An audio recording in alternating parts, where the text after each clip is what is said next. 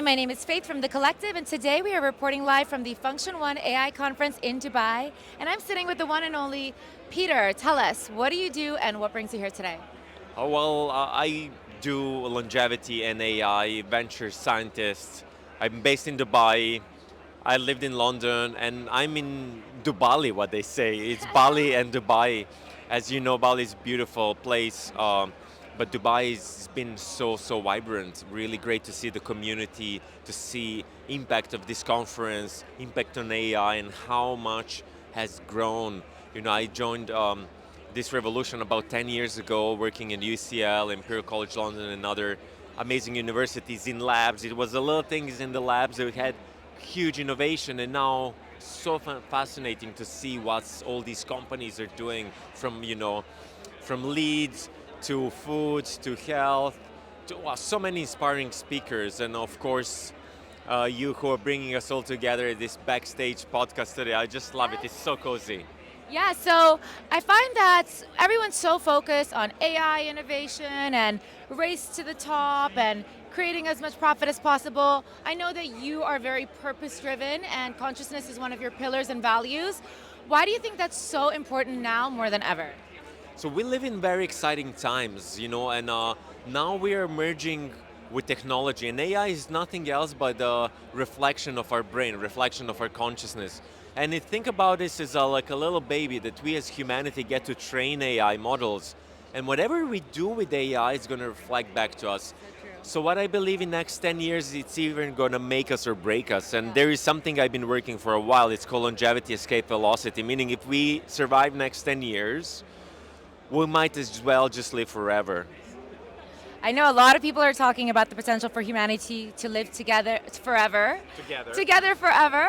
But also, a lot of people are predicting that we are in an AI bubble. Do you think that's true? Absolutely. When I speak to these big conferences, especially a lot of corporates here, there's a lot of capital moving, a lot of investments. When speaking realistically, there's still not much impact happening from AI. There's still a lot of capital flowing in, and there's not enough users, not enough technology. LLMs are great. We're just starting off. What we discovered in labs like 5-6 years ago, it's still not out yet. It's AGI, it's active inference, it's these things that are really AI. LLMs and things like ChatGPT are cool. You have to interact with them. But on agents and stuff, it's just getting out of the box right now. It's a huge bubble, and it's being pumped by everybody because everybody wants to get into this race. I think if we focus on narrow AI, when I say narrow, I see health, things that are really impactful, that create purpose from it. Bubbles usually have, painful indications once it bursts. Yeah. So I just hope to, keep your data safe, make your investments very smart, and I think we'll be safe if we survive next 10 years. And what do you predict is the timeline for these type of things to happen? So I would say 2 to 3 years. It's going to be where bubble starts to burst, if not faster. I'm the futurist that live in the present moment. That's what I call myself. And now the expansion of innovation and advances went beyond Moore's law. So it's like, if you think about the volcano, yeah, we go up, and then we're now here. So our minds can't really understand anymore what's going to happen after, right? So we'll have to shift our consciousness, shift our mindsets in order to kind of be around it. But my prediction is we're going to go down before we go up. AI is going to get rid of a lot of jobs. They're replaceable, especially when robotics comes in 2 to 3 years. And we're going to see a massive shift in the humanity. We're going to see people, moving to Bali and the places that are more natural, and let's go. You know what I'm talking about, girl. But then eventually we'll definitely find the utopian world. That's my belief. That's what I'm already working on. And what do you think are the new types of emerging jobs that will come to fruition that do not already exist yet? So there will for sure be new things that are aligned with AI as we use robotics, as we use trainings, new emerging jobs will come. But I think the ones that will always stay the same are those social skills. Yes. That is like how resilient you are, what are we doing when we meet together in the community, in the person. this is going to become more and more um, demanding, more a luxury, experiential things. You know, listening to music in person, going to retreats, spending time together in nature. These are already a luxury because these are the things that makes us happier and live healthier and longer. And that make us human. Yesterday, you and I had a chance to chat a little bit about how you want to take things from the digital world into real life communities and real life experiences. Did you want to share a little bit about your vision for that over the next couple of years? Well, sure.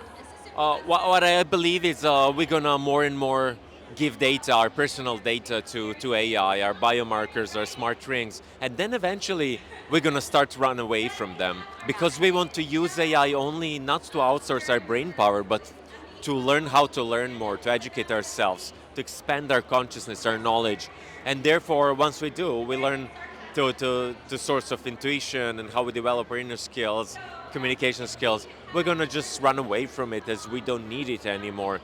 But it's interesting, the AI that we use in longevity, especially in Bali, tells us more and more uh, that we should spend time in nature, that we should go out in the sun, we should eat organic food. And when machine tells you that, Yeah. that's something to think about. Yeah, it's so true. And so at the conference today, I'm sure you've had a chance to go and check out all of the different companies out there. What do you think is the most, I guess, most interesting or most exciting sector where you see AI being used? Well, I'm going to be a biased here, obviously. I'm in longevity. Everybody wants to be healthy and happy for a long time, but it actually has a quite significant impact. It's measurable. It's already regulated in most of the countries. You know, all the other AIs are a bit pumped up and then bubbled up. But in health is really important to do. You know, we are coming up with some advances in innovations like folding proteins and things that has never been done before. We're already removing diseases. We're already starting to live our true potential, trying to understand what's our genomics, how environments affects us. I mean, we're living in exciting times, and we got to come back from the bubble and see what is the most exciting thing that we want to do in our lives. What's our purpose? And that's coming back to this conversation. This is probably the most exciting thing I did at the conference, speaking to faith, because I have a faith in this woman. I love that. And actually, I want to ask a little bit of a dangerous question right now. Sure. Do you think Big Pharma is going to let you carry out your mission? Because obviously it's a threat to their livelihood. The longevity then, minimizes the need for Big Pharma. Do you think they will ever let this happen? Well, you know, this big pharma and the whole system, how it's made, is being exposed at the moment, especially in the States, you know. We were told that cereals are good for the breakfast, and then Right. it created the one of the most toxic nations in America, and then they would hook them up on antidepressants and stuff. So the whole circle is made to kind of drain and enslave people's scalp. And people who are waking up on that, from that, understanding that they don't have to eat these seed oils, they're leftovers from some other industries, and we are trying to understand better about ourselves. Just uploading stuff to ChatGPT, it's not the best secure way of handling your health data, but it's still helpful Yeah. for individual to see how they can talk to their doctor and their nutritionist, or take control of their health. They then become more aware of things, they become more energetic, more conscious, more present, and then they take their lives in their own control. They change their jobs, they move to the places they like, they spend the time with the better people.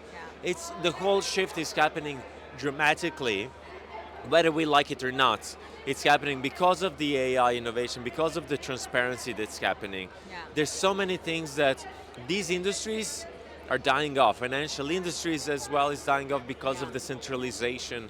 Pharma is definitely adapting to it. I've seen pharma industry buying off these products, wellness, longevity, they're getting into because there's no other way. Yeah. The transparency is out. We have to be authentic. That's the currency of the future. Yeah.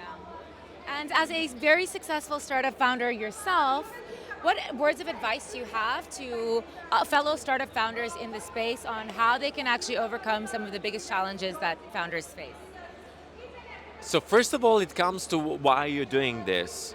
Some people come in to me and say, "Oh, Prem, can you invest? We are doing like, our goal is to make $100 million." It's like, sorry, I'm not interested. What's your real goal? What do you need that money for?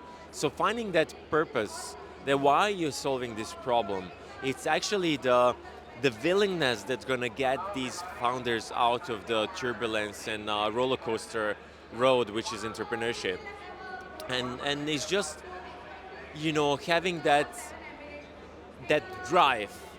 It's this most important, because I've seen many founders exit, sell companies, Yeah. and they feel depressed because it's not the one that should be the goal. Money can only make us happy to certain degrees, but when we want to feel really fulfilled and align with our purpose and then build our dreams, is the one that's really identify what is the good entrepreneur, what is the healthy entrepreneur, what's the entrepreneur without the burnout, Yeah. the one that really attracts good investors and Yeah. creates the world a better place.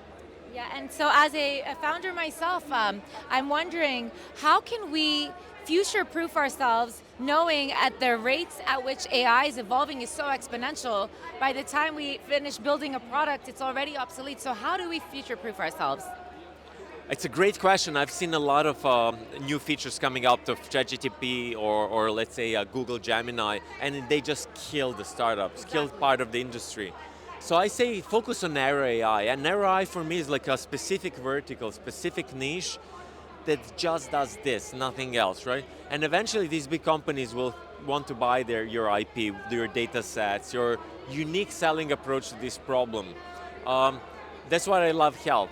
Health has so many diseases and so problems to solve, Yeah. and it's quite impactful. Very. So, I would say focus on a narrow AI, be really, really scientific about it, try to understand these data feedback loops, Yeah. and focus the output not by getting as much data or being faster and better. Just focus on user experience or behavioral science of that user goal. What's the problem you're solving? Get one or two or three data points at max. Don't take and chase the hundreds. Do one thing at a time, because best innovations happen when that occurred. Google DeepMind, we're working on folding proteins, working on telomeres, on health. And they discovered the transformers, the deep reinforcement learning, mirrors, that's now driven the whole LLM system. All ChatGPT is built on that, Yeah. just because they were doing a narrow AI. So keep it narrow, guys, and then shoot high. I think that is wonderful advice. I really appreciate it, and I'm very excited to watch your vision come to life and be part of the community. Is there any other words of advice you could give to anybody who might be a little bit skeptical around AI adoption? I would just say, have faith. That was the best answer ever. I love it.